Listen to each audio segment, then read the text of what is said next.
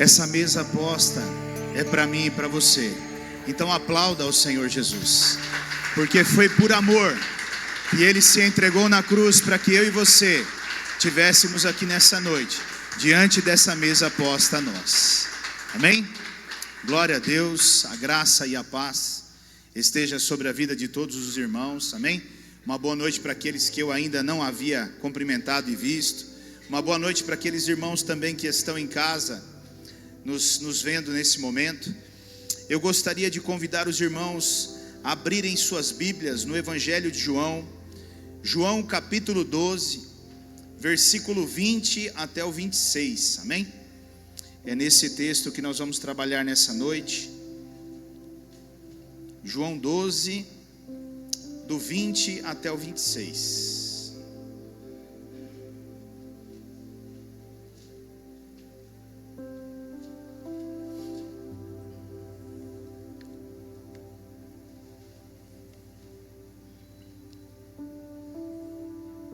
Dando um segundinho para todos encontrarem aí, amém? Glória a Deus. A palavra de Deus, ela diz assim, ó: entre os dias que tinham ido adorar a Deus na festa da Páscoa, estavam alguns gregos, e eles se aproximaram de Filipe, que era de Betsaida, da Galileia, com um pedido: Senhor, queremos ver Jesus. Filipe foi dizê-lo a André, e os dois juntos o disseram a Jesus. E Jesus respondeu: chegou a hora de ser glorificado o Filho do Homem. Digo-lhes verdadeiramente que, se o grão de trigo não cair na terra e não morrer, continuará ele só. Mas se morrer, dará muito fruto. Aquele que ama a sua vida, a perderá, ao passo que aquele que odeia a sua vida nesse mundo, a conservará para a vida eterna. Quem me serve precisa seguir-me, e onde eu estou, o meu servo também estará. Aquele que me serve, meu Pai o honrará. Até aqui, amém? Feche os teus olhos, vamos orar. Nosso Deus e Pai querido, que privilégio é podermos louvar e adorar o teu nome. Poderíamos passar a noite toda aqui, Senhor, te adorando e te exaltando, Pai. Meu Deus, que não falte canções nos nossos lábios de gratidão e de louvor a ti. Meu Deus, estarmos aqui nesta noite, diante desta mesa posta, é um privilégio tão grande para nós. E nesse momento, Pai, nós vamos parar para ouvir a Tua palavra. E eu quero pedir ao Senhor que fale aos nossos corações. Não, Deus, aquilo que nós queremos ouvir, mas de fato aquilo que nós precisamos ouvir. Pai, que a Tua palavra nos confronte. Pai, que a Tua palavra nos tire de um lugar de conforto e nos leve a um lugar de conflito, Pai, de mudanças e transformações em nossa vida, porque a Tua palavra tem poder para isso. Espírito Santo de Deus, eu conto totalmente com o Senhor, porque sem o Senhor eu nada posso fazer. A palavra de Deus em Romanos capítulo 8, versículo 16, ela diz que é o Senhor, Espírito Santo, que testifica ao nosso espírito que somos filhos de Deus. Então, nesta noite, enquanto eu estiver ministrando, que o Senhor possa testificar em cada um dos corações verdades que são necessárias na vida de cada um. Que o Senhor possa intervir, agir neste lugar, porque o Senhor tem toda a liberdade aqui. Eu entrego o curso desta reunião nas Tuas mãos e peço que nos conduza em todo o tempo. Toda honra e toda glória sejam dadas a Ti, porque só o Senhor é merecedor disso. Usa-me como usou aquela mula, que nesta noite eu seja como aquela mula. Eu quero me diminuir, Pai, para que o Senhor cresça e apareça neste lugar. Que o Teu nome seja anotado e exaltado neste lugar, nesta casa. Assim eu te peço e também te agradeço. Em nome de Jesus. Amém, Senhor. Amém, queridos? Podem se assentar. Glória a Deus. Nós estamos no nosso culto de Santa Ceia, mas nós estamos falando, sobre o tema orgulho, Ao longo desse mês nós estamos tratando sobre esse assunto, orgulho. E o assunto dessa noite, o assunto de hoje é: nós precisamos morrer. Pastor, que isso? Misericórdia. É isso, querido. Nós precisamos morrer. Nós precisamos morrer. Amém? Meus irmãos, nós não devemos tratar, escute bem isso, nós não devemos tratar o orgulho como um temperamento inconveniente. E também não devemos tratar a humildade como uma virtude conveniente. Porque na verdade, um é a morte e o outro é a vida. Um é diabólico e o outro é celestial. Agora ouça bem essas palavras que eu vou dizer para você. O que você tem de orgulho, você tem de Satanás vivendo dentro de você. Olha o quão sério é isso. O que você tem de orgulho, você tem de Satanás vivendo dentro de você. E o que você tem de humilde, você tem de Jesus vivendo dentro de você. E essas são verdades que nós não temos como separá-las, porque isso é muito sério. O orgulho, ele não vem de Deus, ele é diabólico. E se você tem orgulho dentro do seu coração, infelizmente, você abriga Satanás dentro do teu coração. Mas se você tem a humildade que vem de Jesus dentro do teu coração, você abriga o próprio Cristo dentro do teu coração. E nós não podemos ter parcialmente orgulho e parcialmente humildade. Nós precisamos ter somente a humildade. E nessa noite nós estamos aqui relembrando a morte e a ressurreição de Jesus. E tem um texto, tem um versículo bíblico que fecha com chave de ouro esse assunto, que está lá em João capítulo 19, versículo 30. Vamos lá para João 19, 30. Ele diz assim, tendo o provado, Jesus disse: está consumado. Com isso, curvou a cabeça e entregou o Espírito. Esse versículo está associado àquela passagem onde aqueles soldados, eles molharam no vinagre, aquela esponja, e colocaram ali para Jesus. Então a hora que ele provou, ele disse: está consumado. E com isso ele curvou a cabeça e entregou o seu Espírito. Essa afirmação, está consumado, nada mais é do que a conclusão de um ciclo. Escute bem isso. Esse está consumado nada mais é do que a conclusão de um ciclo.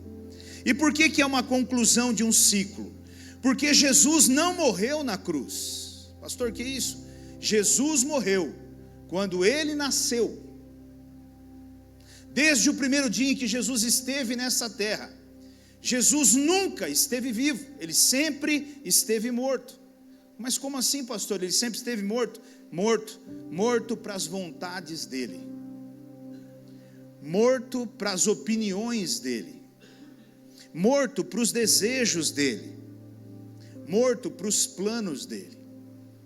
Jesus nunca esteve vivo, Jesus nunca esteve aqui para viver planos e projetos dele. Ele esteve aqui para viver os planos e os projetos de Deus, amém? E isso fica claro num texto que nós lemos há dias atrás, Filipenses capítulo 2, versículo 7. Ele diz assim: e ele se esvaziou de si mesmo. O que é me esvaziar de mim mesmo? Me esvaziar de mim mesmo nada mais é do que morrer para esse mundo, morrer para as coisas desse mundo, tirar de dentro de mim tudo aquilo que é meu, para que eu possa dar espaço para tudo aquilo que é de Deus. Você não consegue colocar no mesmo lugar, ou melhor, você não consegue encher um lugar que já está cheio. Quando você vai colocar alguma coisa num lugar que está cheio, não cabe. Então, para você poder encher esse lugar, você vai ter que esvaziar esse lugar daquelas coisas que ali estão e colocar novas coisas ali. Assim sou eu e você, cheios de vontade, cheios de opinião, cheios de conceitos, cheios de desejos, mas são nossos, não são de Deus. E se você quer que o Senhor te encha, você precisa abrir o seu coração e arrancar de dentro dele, e esvaziar ele de tudo aquilo que é teu, para que o Senhor Jesus possa então encher o coração teu, o meu coração, com tudo aquilo que é dele. Amém? E no texto que nós lemos agora, de João, capítulo 12, no versículo 20, para que você possa entender um pouquinho melhor, e hoje eu quero me deter um pouquinho mais nesse texto. O contexto desse texto é que Jesus estava vivendo a última semana dele em Jerusalém. Jesus já estava na sua última semana ali. Uma semana adiante, Jesus seria julgado, depois condenado, depois crucificado, e haveria ressurreição. Esse é o processo ali.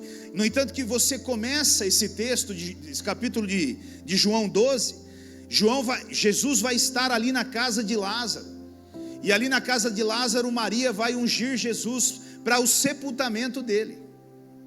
Depois Jesus ele vai entrar em Jerusalém com aquele burrinho, a história do burrinho, e logo em seguida, com o jumentinho, né? E aí logo em seguida, entramos nesse contexto aqui, que nós vamos tratar um pouquinho nessa noite, que é o versículo 20.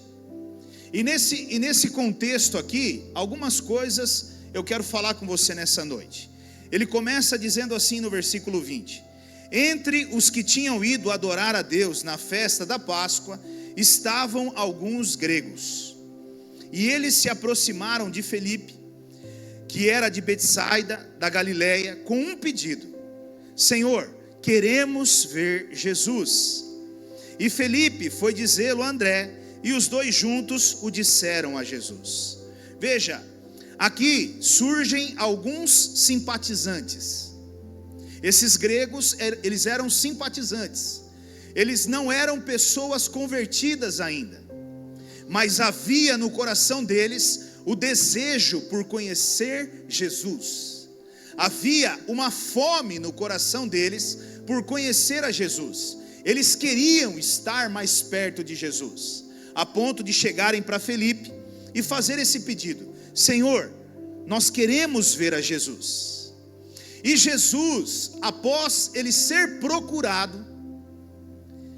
Jesus ser procurado pelos dois discípulos dele, Jesus ele dá uma resposta muito interessante ali. Jesus no versículo 23, ele fala assim: Jesus respondeu: chegou a hora de ser glorificado o Filho do Homem.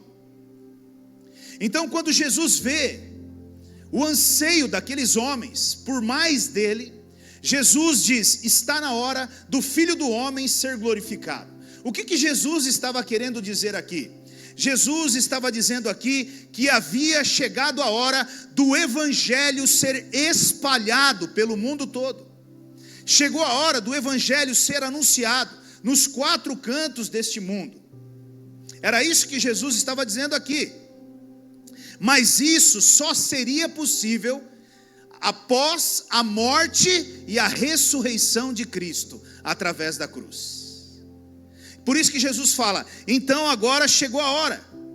E o Senhor Jesus, diante dessa situação, Ele usa essa situação e através de uma parábola, Ele vai tratar com os seus discípulos. Ele pega uma pequena parábola para tratar com os discípulos e ensinar e preparar os discípulos para aquilo que iria acontecer logo adiante na vida deles, e também na minha e na sua vida. Amém? E Jesus, ele vai lá no versículo 24 e ele diz assim: digo-lhes verdadeiramente que se o grão de trigo não cair na terra e não morrer, continuará ele só. Mas se morrer, dará muito fruto. Nessa parábola, Jesus, ele começa afirmando uma coisa. E ele diz: se o grão de trigo, e esse grão de trigo aqui, ele representa nada mais, nada menos do que uma semente. E Jesus foi a primeira semente que foi semeada. E essa semente foi semeada e morreu. E por morrer, ela produziu muitos frutos. E esses frutos permanecem até hoje. Mas entenda uma coisa: Jesus foi a primeira semente. Agora a semente do grão de trigo sou eu e você.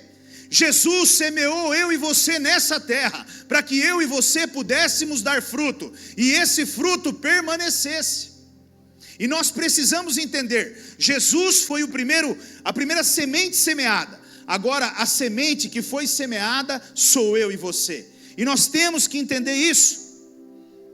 Nós precisamos produzir. Diga: eu preciso produzir. Diga assim: se Jesus me semeou, eu tenho que produzir. E a minha pergunta para você nessa noite é: você está produzindo? Agora é interessante que nessa parábola, Jesus, quando ele fala que o grão de trigo, se ele produzir, ele impõe pelo menos duas condições que nós queremos falar nessa noite. Para que o grão de trigo produza, há duas condições. A primeira condição é cair na terra. O grão de trigo, ele precisa cair na terra. Porque se ele não cair na terra, ele não vai produzir.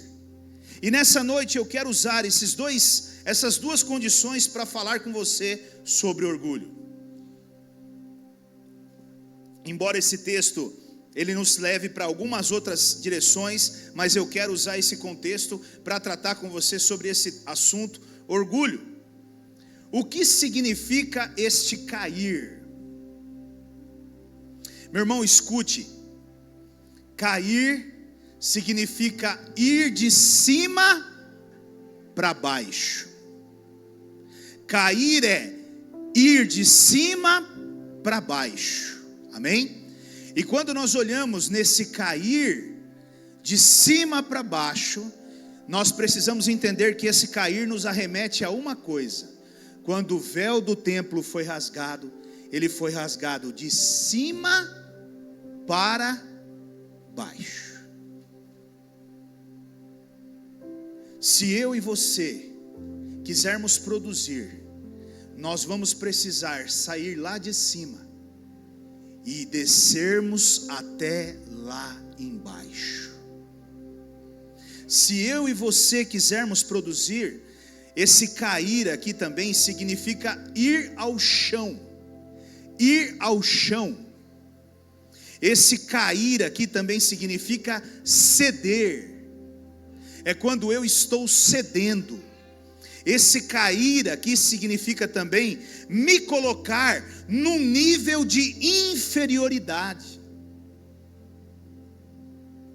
E esse é um dos maiores desafios para nós: nos colocarmos num lugar de inferioridade.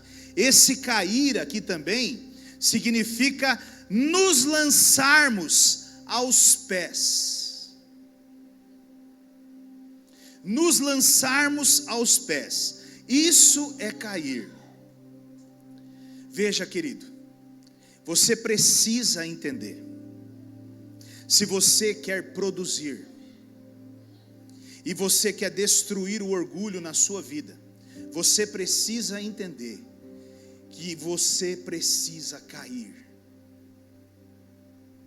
E muitos de nós não entendemos isso. Muitos de nós estamos na contramão. Muitos de nós estamos no contrário. Nós não queremos cair, nós queremos subir. É verdade. Mas com Jesus, você só sobe quando você cai. não é quando você sobe. Quanto mais você cair com Jesus, significa que você vai subir.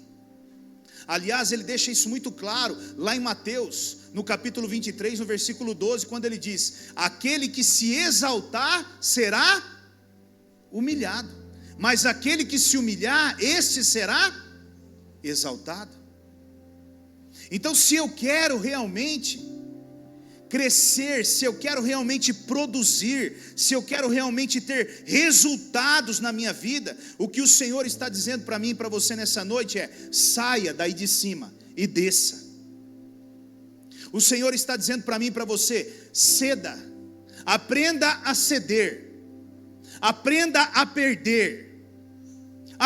perder, esteja disposto a perder. O Senhor também está dizendo para mim e para você: aprenda a se colocar no nível de inferioridade, aprenda a ter prazer em ser menor do que os outros. É isso que o Senhor está dizendo aqui, porque acredite, meu irmão, se tem alguém que é bom em ser menor do que os outros, o nome dele é Jesus Cristo, porque ele era o Rei dos Reis e Senhor dos Senhores, e ele se fez menor do que qualquer um que andou nessa terra. Pensa num cara que era grande, pensa num camarada que era poderoso, mas ele encontrava prazer em ser pequeno e em ser inferior. Mas essa não é uma cultura que eu e você vivemos nela. A cultura que eu e você vivemos nela é uma outra cultura. Mas eu estou aqui pregando a cultura do céu para você. Eu estou falando aqui de uma cultura completamente diferente dessa cultura da terra. Quem aqui quer se humilhar? Quem aqui quer expor as suas feridas, as suas chagas? Quem aqui quer demonstrar as suas fraquezas? Como foi dito quarta-feira, nós deveríamos sim ter prazer em mostrar as nossas fraquezas, porque o poder de Deus se aperfeiçoa na onde? Nas nossas fraquezas. Mas nós não queremos, irmãos. Nós passamos por dificuldades, por privações, por situações extremamente difíceis, e não temos coragem de pedir ajuda para uma pessoa. Nós não temos coragem de abrir o nosso coração e falar: meu irmão, me ajude, por favor, eu não sei o que fazer diante dessa situação, eu não sei como lidar com isso, porque nós já temos dentro de nós esse bendito orgulho, que não nos deixa de maneira nenhuma nos humilharmos. Ai, mas se eu disser, o que ele vai pensar? Se eu falar isso daí, o que ele vai imaginar? Ou vai me julgar? Meu irmão, se for um homem de Deus, se for uma mulher de Deus, nunca vai te julgar. Porque um homem e uma mulher de Deus, a maior consciência que ele tem é dos erros e das falhas que ele também tem. E quem somos nós para julgarmos alguém? Quem somos nós? Nós deveríamos sim, quando ouvíssemos uma determinada coisa, se compadecer daquela pessoa. E muitas vezes, acredite, estamos até em condições piores do que aquela pessoa. O problema é que nós vivemos num ambiente, e agora eu não quero falar do mundo, agora eu quero falar da própria igreja. Eu quero tratar com a igreja. Sabe, irmãos, eu vivo dentro desse ambiente há algum tempo já. E existem algumas coisas que me incomodam muito. E uma delas é essa bendita soberba que há no meio do povo de Deus. Irmão, eu nunca vi alguém contar um testemunho do fracasso dele. É só do sucesso. Não, pastor, mas se eu contar o testemunho do meu fracasso, eu não glorifico a Deus. Eu tenho que contar o meu testemunho do meu sucesso. Mas muitas vezes o teu fracasso, ele glorifica sim a Deus, e ajuda muitas pessoas a saírem do problema que elas estão enfrentando aí fora. Mas a questão é que nós vivemos dentro de um ambiente que todo mundo, irmãos, eu nunca vi gente, crente tem um problema muito grave de supervalorizar os seus testemunhos. Acredite nisso. Rapaz, tem crente que eu vou falar para o seu irmão, e é o maior desafio de um novo convertido estar perto de pessoas assim, Porque o novo convertido, ele não conhece Jesus. Ele está aprendendo a conhecer Jesus. E a única coisa que ele gostaria era de encontrar Jesus e ser tocado por Jesus. E quando um novo convertido, ele ouve assim: Deus falou comigo, a primeira coisa que vem na cabeça do novo convertido é o quê? Rapaz, Deus fala, cara, mas eu nunca ouvi Deus, cara. Aí ele já começa: meu Deus, eu acho que eu tenho problema, eu acho que eu tenho pecado, eu acho que eu sou surdo espiritualmente, deve ter algum problema, eu não nasci para isso, eu não sou crente, eu acho que é melhor eu ir embora da igreja, é melhor eu desistir de Jesus. Porque os irmãos vão contando seus testemunhos, e que tem hora que vira testemunho e não testemunho, e o cara começa, entendeu? É uma coisa de louco. Chega a gente olhar e falar assim: rapaz, você é louco, cara, né? Eu realmente preciso aprender com esse irmão aí a viver esse sobrenatural dele, porque só lá no quarto dele que a parede treme, que a casa vira de ponta cabeça. Na minha lá, de vez em quando eu oro, mas não mexe nem com o vento a cortina, e eu fico falando: Deus, na casa do irmão sopra a ventania e um redemoinho, é uma coisa de louco. Agora a pergunta: será que é mesmo? Será que é mesmo? Será que vive isso mesmo? Será que o evangelho é o pilar da casa? Será que vive a Bíblia na prática do dia a dia? Ou são coisas bonitas de serem ditas, aonde nós muitas vezes enganamos a nós mesmos com essas mentiras que nós contamos? Me perdoe por isso, irmão, mas tem horas em que nós caímos nas mentiras que nós mesmos contamos. Isso te deixa mais confortável. Ah, eu oro, pastor, eu oro bastante. Glória a Deus, que bênção, né? Aí, ora mesmo? Não sei, às vezes nem ora. E é isso que eu quero que você entenda, meu irmão, preste bem atenção. E guarde uma coisa que eu vou dizer para você, mas guarde de verdade, guarde para a sua vida, nunca mais esqueça isso. Uma pessoa que tem relacionamento com Deus de verdade, uma pessoa que tem relacionamento com o Espírito Santo de Deus de verdade, a vida dela é uma constante evolução, é uma constante transformação, é uma constante mudança. Ninguém que se encontra com Jesus, ninguém que tem uma vida com Jesus, um relacionamento com Jesus, ele permanece da mesma maneira que ele está. Nunca. Se a sua vida não está mudando, se as coisas não estão mudando na sua vida, você pode estar vivendo uma religião e não o evangelho, o cristianismo de verdade.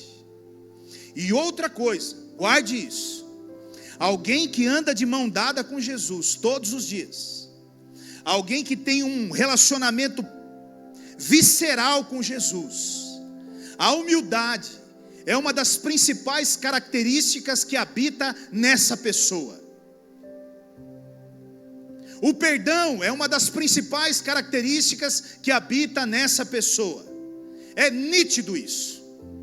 E você precisa olhar se você tem produzido esses frutos na sua vida. Lembre, a Bíblia diz: não pode jorrar água salgada de uma fonte de água.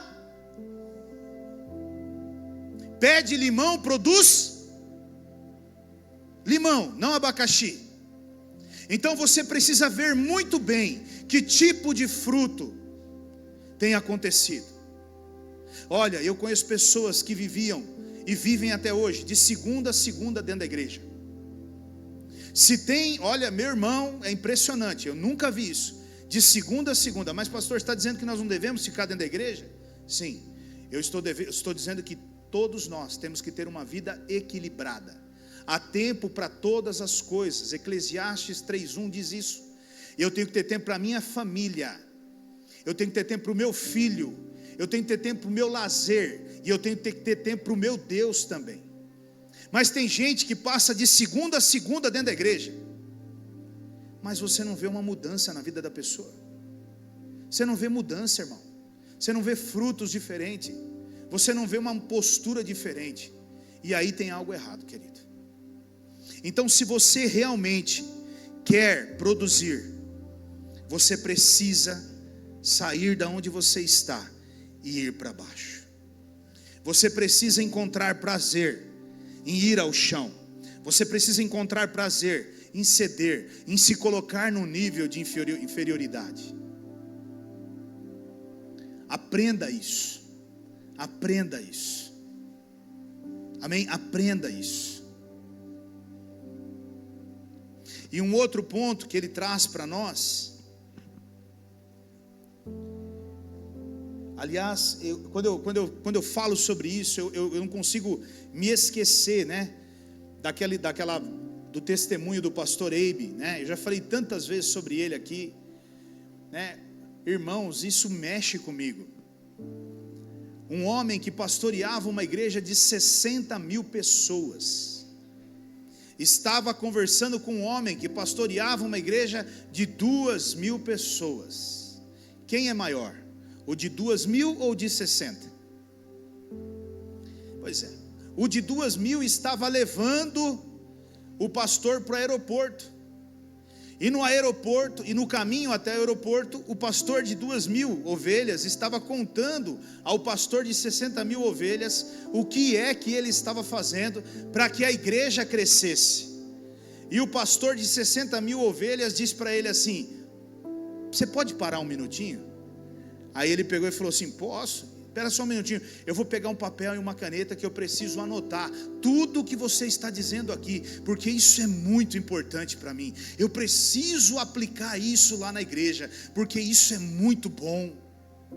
Irmão, se tinha alguém que tinha que estar dando aula ali, era o que tinha 60 mil. Mas quem estava tomando aula era o que tinha 60 mil. E é isso que eu quero que você entenda. Quanto mais você anda perto de Cristo, mais características de Cristo você terá. Dificuldade nenhuma de se humilhar, dificuldade nenhuma de abrir mão da sua posição, da sua opinião. Você já venceu, meu irmão. Você já venceu. Nós não vamos discutir, porque você já venceu. Eu decidi perder. Eu escolhi perder. E eu não só escolhi, como eu encontro prazer em perder. Assim deveria ser a minha conduta e a sua conduta, no nosso trabalho, no nosso casamento, na vida dos nossos filhos, na vida cotidiana da igreja do Senhor. Assim deveria ser a nossa vida. Assim deveria ser a nossa vida. Tem horas, irmãos, que a gente tem que parar e nos aquietar e deixar os outros falarem. Ontem eu estava percebendo isso. Eu estava num ambiente ontem, e é muito interessante, né? Porque quando você está num ambiente assim, normalmente as pessoas elas esperam que você fale. E eu me sentei num cantinho e eu fiquei quietinho no meu cantinho enquanto as conversas estavam rodando na mesa, e um papo bacana, e uma conversa bacana, e um evangelismo acontecendo ali na mesa, e eu bem quietinho no meu canto ali, me fingindo de planta, né? Deixando na verdade que os outros também falem, que os outros também ganhem almas para Jesus. E se necessário, num determinado momento fosse necessário falar, eu falaria. Mas não, estava tudo sendo conduzido da melhor forma possível, né? E eu bem quietinho ali. E tem horas, irmãos, que nós temos que entender isso. Não, mas eu sou pastor, então agora eu vou destilar o meu conhecimento bíblico. Aleluia, pega aí. Senta aí, meus alunos. Não, querido. Muito pelo contrário. Quando você faz isso, você afasta as pessoas de você. É o contrário. Você tem que se fazer de louco para ganhar os... Entendeu, irmãos? Vai nessa. Preste atenção. E a segunda coisa é, a segunda condição que o Senhor impõe é e não morrer. Primeiro ele diz, se o grão de trigo ele não cair na terra. E a segunda condição é não morrer. E o que significa essa morte? Essa morte é perder a minha vida. Essa morte é descansar. Essa morte é cessar a minha existência. Eu não existo mais. Aliás, a Bíblia diz que nós fomos crucificados com... Nós fomos o que, irmãos? E por que vocês estão vivos ainda? Por que está cheio de gente viva dentro da igreja desse jeito? Se nós já fomos crucificados com Cristo. Se nós fomos crucificados com Cristo, não somos nós que vivemos mais. Agora quem vive é Ele. E a vida que nós vivemos é a vida dEle. Mas como tem gente aqui que já desceu da cruz e está vivendo a própria vida na terra. E o que ele está dizendo aqui é: se você quer produzir, meu filho, você vai precisar aprender a perder a sua vida, a abrir mão da sua vida. Você precisa aprender a descansar. E o que é descansar aqui? É confiar no Senhor. Meu Deus, mas a água está subindo. Fique em paz. Meu Deus, mas a situação está ficando... Eu confio no Senhor. Não importa se vai subir, se vai descer, se vai... Não, quando você senta no banco do passageiro e fala para Jesus: toca o barco aí, Jesus. Vai ter uma hora que ele vai dar um cavalo de pau, irmão. E a hora que ele der um cavalo de pau, o que você vai fazer? Jesus, está tudo sob controle aí? Meu irmão, deita e dorme. Se tem alguém que é piloto, é Jesus. Deixa ele pilotar o seu carro da vida aí e deixa tranquilamente. Cesse a sua existência de uma vez por todas. Morra de uma vez por todas. Morra, decida morrer de uma vez por todas. Pare de ficar ressuscitando todo dia. Esse velho homem, essa velha mulher que existe dentro de você, isso tem que acontecer comigo e com você, meu irmão. Olha o que a palavra de Deus diz lá em João 12, 25. Aquele que ama a sua vida, a perderá. A perderá. Você ama a sua vida, então você tem que perder ela. Agora, veja, ao passo que aquele que odeia a sua vida nesse mundo, a conservará para a vida eterna. Porque se você não morrer, você vai continuar só. E você não vai viver o propósito de Deus nessa terra. Você vai continuar só. É por isso que muitos estão só e não vivem e não cumprem o propósito de Deus nessa terra, porque não morrem. E se não morrer, continua só. O que é esse continuar só? É a sua vontade, é o seu plano, é o seu propósito, são seus objetivos, são suas opiniões. E enquanto tudo isso estiver gritando dentro de você, me perdoe, mas você está só. Você está só. Não conte com o Senhor, você está só. E ele termina afirmando, no versículo 24, ele diz assim: mas se morrer, dará muito fruto. Se morrer, dará muito fruto. E a minha pergunta para você nessa noite é: você quer mudanças na sua vida? Você quer grandes mudanças na sua vida? Você deseja viver mudanças na sua vida? Então você precisa decidir morrer. Meu irmão, se você pegar alguém morto e você cutucar alguém morto com a faca, ele vai sentir dor? Se você bater num morto, ele vai reagir? Se você jogar um morto, ele vai se levantar e fazer alguma coisa? Não. Por quê? Porque ele está morto. Assim deveríamos ser eu e você. Mas não precisa nem cutucar com a faca, só cutucar com a palavra. Já ressuscitou o irmãozinho e a irmãzinha aqui. Opa, peraí. Eu sou crente, mas não sou trouxa. Ó, eu sou crente, mas não sou tonto. Está vivo. A esposa falou um negócio dentro da casa, o camarada já chama para 3 tentos. Ou o contrário, O marido fala alguma coisa, a mulher já passa a mão na frigideira e já fala, agora que nós vamos resolver o BO. Ou já fala, também não vai comer, já que quer graça, fica sem comida hoje. Se quiser comer, vai fazer. Está vivo, irmãos. Está vivo, querido. E como tem crente vivo nessa terra.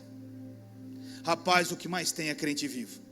E enche a boca para dizer, eu só fui crucificado com Cristo, aleluia, eu estou crucificado com Cristo, aleluia, tá? Aonde, meu irmão? Aonde você está crucificado com Cristo? O cara acabou de fechar você, foi sair, ali fora, ali, ó, o irmãozinho parou o carro atravessado na frente, aí o irmãozinho está conversando com o pastor lá dentro da sala lá, já começa a dar volta,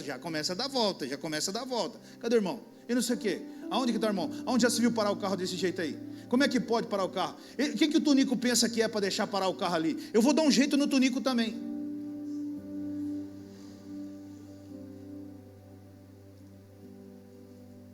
Meu irmão, se tem uma turma na igreja que conhece quem está vivo e quem está morto, é os diáconos.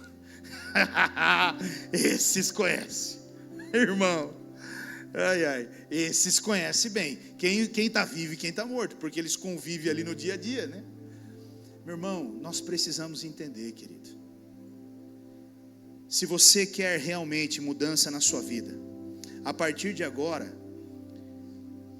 são as vontades dele. A partir de agora, são os planos dele.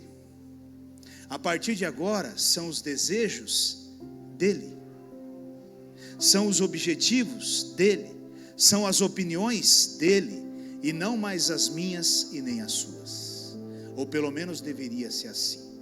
Alguém morto, alguém que é morto para esse mundo, não tem mais opinião. A opinião dele é a opinião de Deus, a vontade dele é a vontade de Deus. E se Deus dissesse para você hoje, sai do meio da tua terra, do meio da tua parentela e vai para um lugar que eu vou te mostrar, o que você faria? Crente morto, cheio da unção e do poder de Deus. Você diria amém? Se Jesus dissesse para você hoje, dá 2 passos para trás, você daria?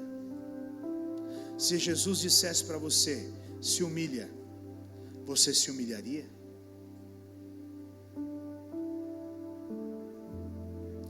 Irmãos, nós precisamos rever muita coisa na nossa vida. Se você entender isso, o entender aqui não é entender com entendimento intelectual, mas é com a prática. Meu querido irmão, você vai ver o quanto você vai mudar a sua vida, o quanto você vai mudar a sua família, o quanto você vai mudar as coisas ao seu derredor. E o que Jesus estava dizendo aqui não tem a ver só com isso, mas o que Jesus estava dizendo aqui é o seguinte, voltando lá no contexto que nós estávamos lendo, o que Jesus estava dizendo para aqueles 2 discípulos é o seguinte: o evangelho vai precisar se espalhar, e para o evangelho se espalhar, meus filhos, vocês vão ter que morrer, porque se vocês não morrerem, vocês jamais vão produzir frutos. E eu repito isso para você nessa noite: se eu e você não estivermos mortos, jamais nós vamos ganhar almas para Jesus. Porque para ganhar almas para Jesus, eu e você temos que abrir mão de tudo, de todas as nossas vontades, de nossos desejos, de nossa opinião, de nosso conforto, de tudo, para que nós possamos realmente propagar o reino de Deus, proclamar a ressurreição e a morte de Jesus Cristo. Meu irmão, se eu e você continuarmos com esse orgulho dentro de nós, morando dentro de nós, nós não vamos produzir, nós não vamos evoluir, a nossa família não vai avançar, a nossa família não vai evoluir. Escute o que eu estou te dizendo. Você acha mesmo que eu diria isso para o seu mal? Agora há pouco, antes de nós entrarmos para o culto, eu recebi uma notícia tremenda, maravilhosa.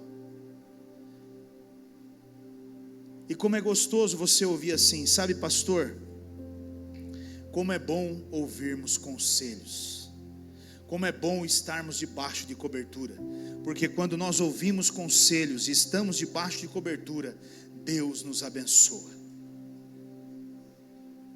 Escute o que eu estou dizendo a você. Me olhe como um pai espiritual, falando para um filho, para uma filha. Meu irmão, você precisa realmente entender o que está sendo dito aqui. Nós precisamos morrer. Nós precisamos abrir mão de qualquer resquício de orgulho que possa haver na nossa vida. Abra mão desse orgulho, lute contra ele, expõe as suas fraquezas e as suas feridas. Você não é o mais forte de todos, e está tudo bem, eu também não sou. Você não é o melhor de todos, você não vai acertar a vida inteira, você vai cometer mais erros do que acerto, e isso faz parte do meu e do seu crescimento, porque nós estamos sendo edificados por Jesus, nós não estamos prontos ainda. E como é bonito reconhecer um erro e pedir perdão, é de Deus, é celestial, mas como é difícil para nós, para nossa carne, reconhecer isso e praticar isso. Mas nessa noite eu digo a você,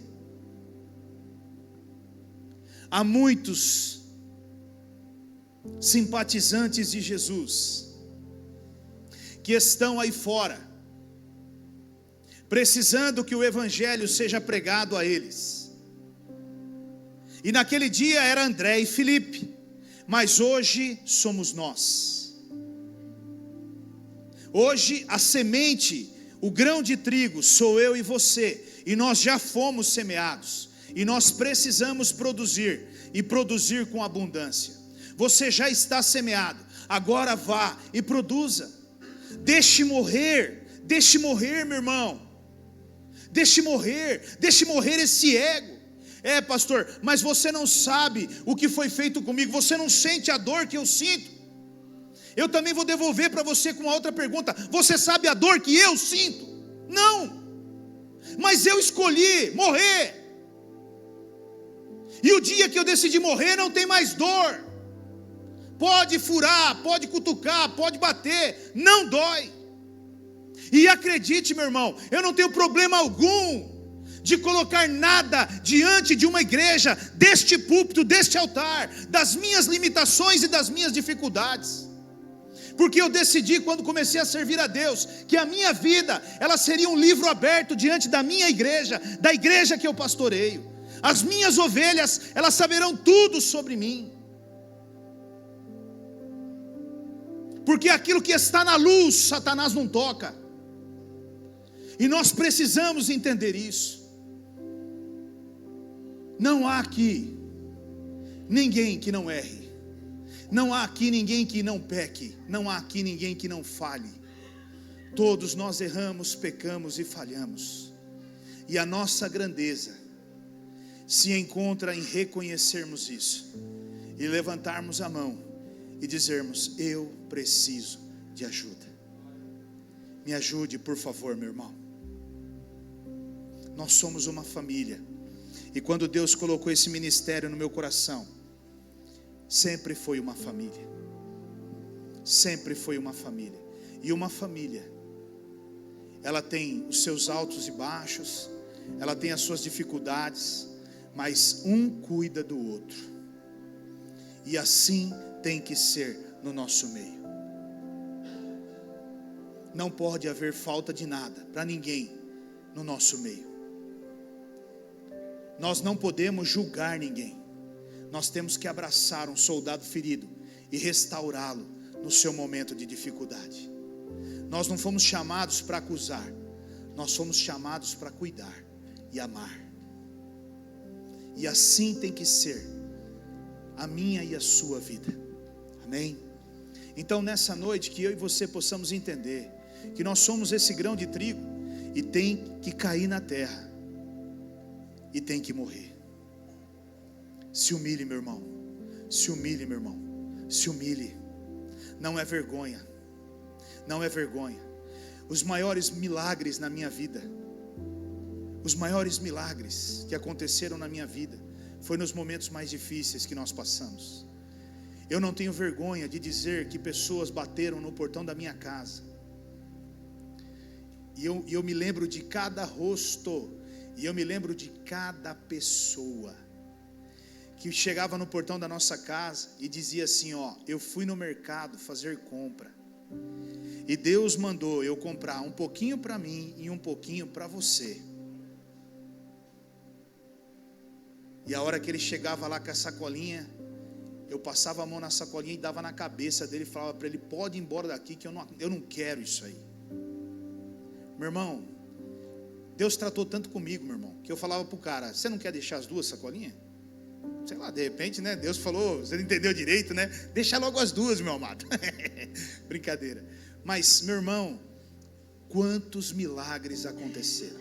E eu chegava lá dentro e eu dizia para a Rose: olha, Rose, Deus cuidando de nós. Olha o que Deus está fazendo por nós, Rose. Deus é tão especial que Ele pensou até naquela misturinha ali que nós estávamos precisando. Ó, é para você esse aqui. Isso é lindo demais, irmãos. Isso não é motivo para nós nos envergonharmos, não. É motivo para nós valorizarmos ao nosso Deus. Hoje eu conheço um Deus que cuida de um filho nos pequenos detalhes, porque Ele cuidou de mim e da minha família nos pequenos detalhes. Quando eu digo nos pequenos, é nos pequenos, nos 10, nos 12, nos 15 reais, onde você falava: não é possível que Deus esteja preocupado com isso. Não, Ele estava. Ele estava. Amém? Então valorize isso, não se envergonhe disso. Feche os teus olhos, vamos orar a Deus. Que o pessoal do louvor possa se posicionar por aqui.